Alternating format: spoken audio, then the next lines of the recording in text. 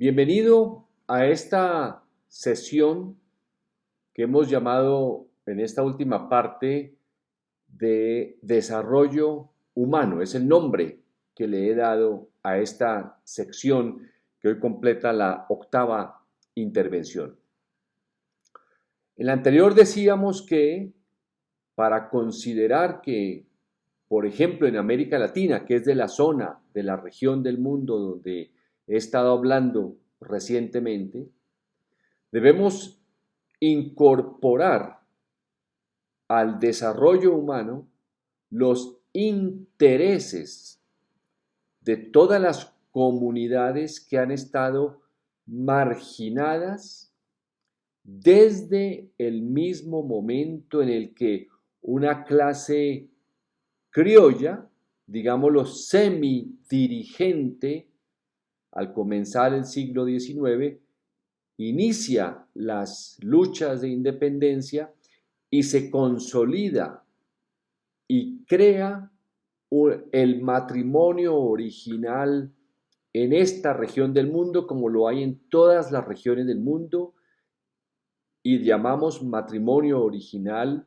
a una clase llena de personas que en diferentes niveles están hambrientas de acumular poder político con una clase casada, con una clase también de muchos niveles, hambrienta de acumular riqueza y propiedades y dinero, llamémoslo así también. Nace entonces ese matrimonio original hace 200 años en estas tierras. Todavía está ahí con algunas pequeñísimas excepciones, pero esas son las que marcan y han escrito esta historia igual de injusta e igual de perversa que en cualquier otra etapa de la historia universal de los últimos 15.000 años. Decía entonces que esas comunidades que marginaron desde el mismo momento deben incorporarse sus intereses para llevarles los beneficios que hemos tenido los demás grupos sociales. Y fíjese usted que cuando hablo de beneficios, no sé, por supuesto, su reacción, no la conozco, me encantaría poder conversar sobre su reacción.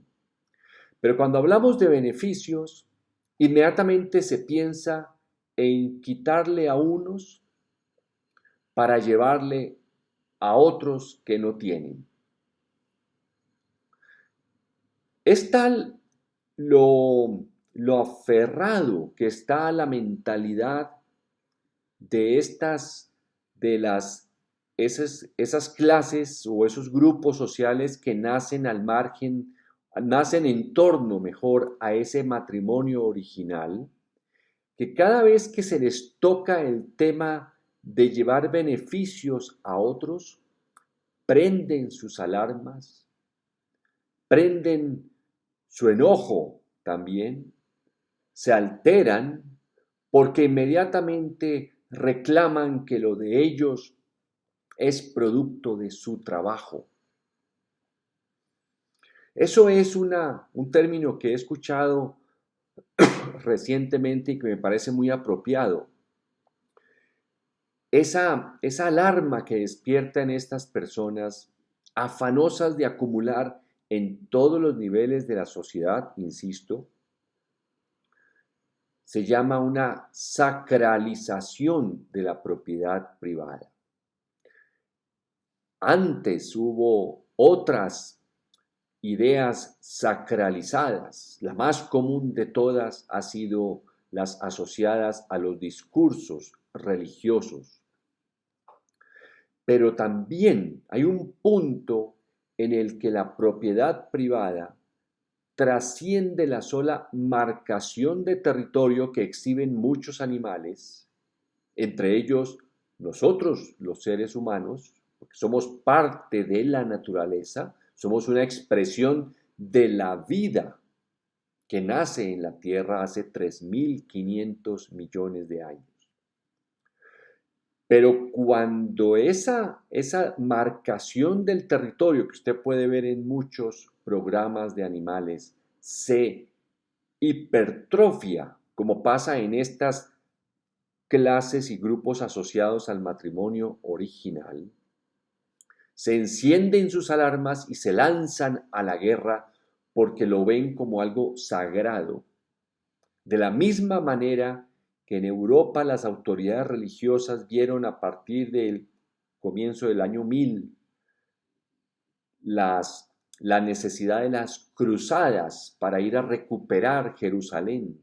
Esas personas que iban a las cruzadas ni siquiera sabían a dónde iban. No tenían ni idea. Las mandaban con la promesa de que iban a llegar más rápido al cielo. Se les perdonarían sus pecados. Pues bien, hoy vivimos una sacralización de la propiedad privada.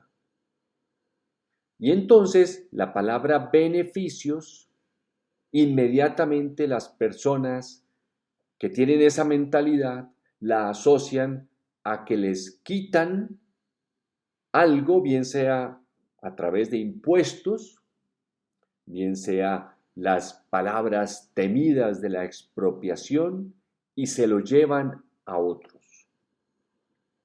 Eso es una mentalidad, eso refleja una sencillez mental demasiado cándida. Eso refleja que hay muy poco cultivo del intelecto. Se invierte poco tiempo en pensar para ascender a ideas nuevas. Eso significa y muestra que se repiten frases así no tengan ningún sentido, de manera indefinida y por generaciones. Cuando hablamos de beneficios en el desarrollo humano, nos referimos precisamente a llevar las instituciones que proveen en primerísimo lugar los dos grandes pilares de la persona humana, de la familia, de la sociedad, de una comunidad, que son educación y salud, o salud y educación. Usted escoja el orden. En numerosas ocasiones, las calles se llenan de jóvenes que reclaman el derecho a la educación. Y no solamente no son escuchados, no solamente no son atendidos esos clamores que cuando salen a la calle es porque lo han pedido ya muchas veces. Nadie crea que las personas salen a la calle la primera vez que sienten que necesitan educación, ¿no? Esa es otra simpleza mental que permea y que infecta la mentalidad del ser político y del ser que acumula riqueza. Ellos creen que las calles se llenan de personas la primera vez que sienten una necesidad. Son muy simples, ¿no? Fíjese cómo son personas que repiten durante milenios ya el mismo discurso. Entonces, los jóvenes piden educación. ¿Por qué piden educación? Porque es clarísimo que lo ven, lo sienten, lo escuchan en su familia, que quien ha tenido el privilegio en su comunidad muy alejada de las grandes ciudades, de tener la posibilidad de ir a las aulas de clase, que ya hablaremos después sobre si esas aulas de clase siguen siendo lo mismo que educación, pero por ahora asumamos que sí. Es lo que piden ellos, es lo que conocen. Cuando ellos conocen entonces que hay personas que han tenido la posibilidad de ir a una institución educativa, son testigos de cómo esa persona que conocían en su comunidad, que nació como ellos, que estaba en las mismas condiciones que ellos, tiene acceso a una formación que le da un diploma que tiene todavía una validez muy grande en ciertas regiones de los países nuestros y que a su vez le permite presentarse para ocupar unos trabajos y realizar unas labores que tienen cierta complejidad. Eso es lo que piden. Lo que pasa es que aquí en las ciudades, como nosotros lo tenemos, pensamos que ya es suficiente con nosotros, que ya el país o las naciones pueden andar, pueden tomar ritmo, pueden adquirir momentum de desarrollo, porque somos pocos los que lo tuvimos. Muy grave tener esa facilidad de pensamiento tan injusto. Por lo menos que la injusticia fuera el producto de un pensamiento, ¿cierto? Pero no que sea el producto de no pensar. Esas personas deben tener, yo le invito a que revise las cifras del país en el que esté, en la ciudad donde está, de cuántas personas acceden a la educación, cuántos se mantienen en la educación. Eso es lo que hay que llevar allá.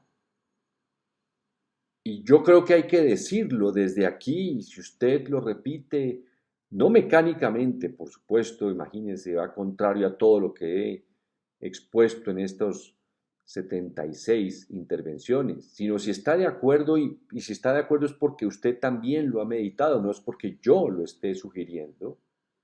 Si está de acuerdo hay que decirles a las personas que les encanta acumular poder político con su pareja, poder económico, a los que acumulan poder económico, que llevar las instituciones educativas a esas regiones no es quitarles el conocimiento de su cerebro para llevarlos a otras partes. Eso es importante advertirlo. Más bien lo que vamos a tener es personas tan capaces como los que nos hemos educado y nos hemos esforzado por educarnos para construir desde más visiones, desde nuevas visiones, nuevas naciones. Y por supuesto la salud, hay que llevarla, pero de manera en la que realmente a las personas se les atienda cuando necesiten. El término técnico es oportunidad, se pierden las palabras en las realidades tan inversas a lo que significan esas palabras.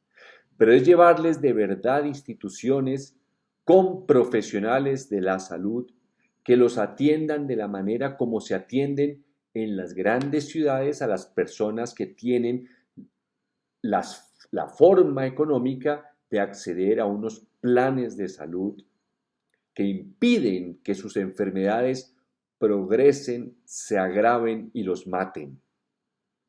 Eso es lo que hay que llevar a esas instituciones.